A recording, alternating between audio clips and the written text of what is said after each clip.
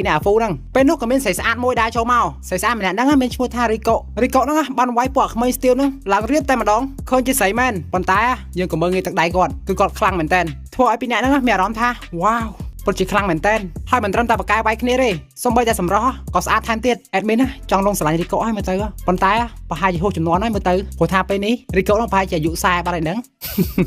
ហើយចំណាយអាម៉ៃវិញណាបានឈរចាំតួឯប្រុសរបស់យើងជាមួយនឹងមិត្តភក្តិគេហ្នឹងរហូតដល់ម៉ោង2ម៉ោង3យប់ប៉ុន្តែមានឃើញតួឯប្រុសរបស់យើងណាតួឯប្រុសរបស់យើងបានដេកយ៉ាងសង្ហាតែម្ដងអើយភ្លើហើយចំណាយផឹកឡើងហ្នឹងអាហ្វូហ្នឹងក៏មានអ្នកវិចបាយឲ្យញ៉ាំហើយបាយហ្នឹងធ្វើរូបបេះដូងទៀតធ្វើឲ្យតួឯប្រុសរបស់យើងណាចំណាយមែនតើនៅពេលដែលដឹងថាបាយហ្នឹងអូនស្រីស្អាតជាអ្នកធ្វើឲ្យពេលនោះរីកូក៏បាននិយាយថាកុំដដែលបាយគេញ៉ាំអីព្រោះថាបាយហ្នឹងគឺជាទឹកចិត្តរបស់គេទេពេលនោះមិត្តភក្តិគេម្នាក់ទៀតក៏បានមកនិយាយថាសាហាឈីមើលទៅឯងប្រហែលជាចំណាយមកអាហ្វូហើយមើលទៅពេលនោះតួឯប្រុសរបស់យើងបាននិយាយថា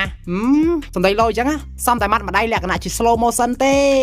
ដល់ពេលស្អែកឡើងរីកូនឹងក៏បានដើរទៅសាលារៀនពេលនោះតួឯប្រុសរបស់យើងបានតាំងចិត្តដើរបុករីកូតែម្ដងរីកូក៏បានស្រែកថាអេអាសក់ក្រហមឯងដើរអត់មើលមែនតួឯប្រុសរបស់យើងក៏បាននិយាយថាចុះមើលចុះចង់ដើរបុកចង់ម៉េចពេលហើយរីកូនឹងក៏បានវាយតួឯប្រុសរបស់យើងតែម្ដងប៉ុន្តែវាយត្រូវគាត់ទេគាត់កិច្ចលះមែនតែនវាយចុះវាយឡើងរីកូនឹងលើកជើងផាច់តួឯប្រុសរបស់យើងថាអូស្អីគេនោះ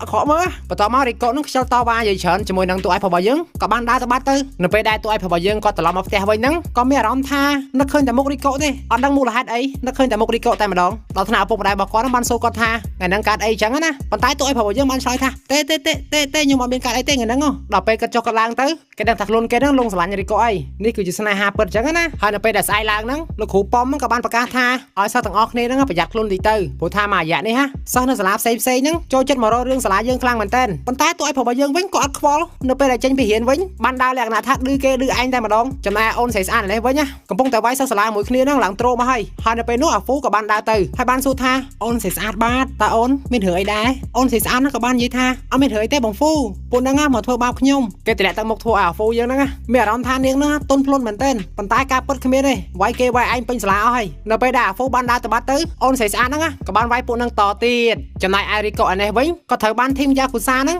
ចាប់នាងយកទៅឲ្យដូចជានៅក្នុងគោលបំណងអីមួយពេលនោះតួឯប្រុសរបស់យើងក៏បានចូលមកជួយហើយក៏បានបញ្ចេញក្បាច់កូនគេហ្នឹងវ៉ា